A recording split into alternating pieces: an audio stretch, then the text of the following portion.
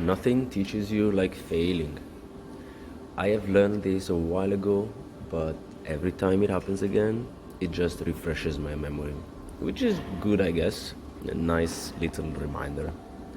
Today, the quite spectacular failure was on the squat, and I have a few things to say about that.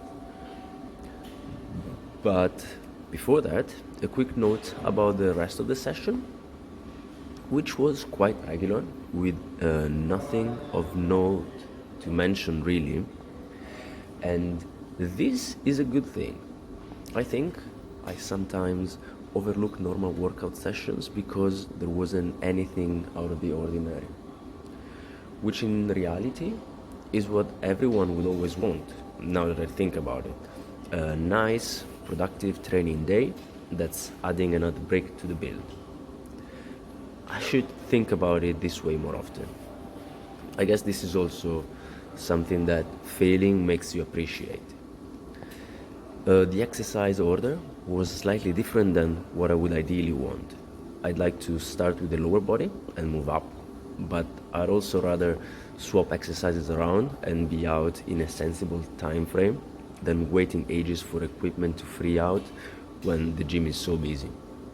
Because then I would also risk getting a muscles cold and having to warm up again, adding more time to the clock. What a nightmare that would be.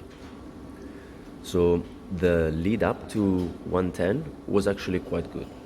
I did my warm up set and a few posed squat with 60 kilos for about 5 seconds each. And I felt good mobility, nice depth, and good form going up. Then both 80 and 90 kilos felt also solid. And I thought, if I do 100, then I could probably do 105. What if I went straight for 110 while I'm still fresh? I don't know if that was a bad decision, probably since I failed it, but here it comes.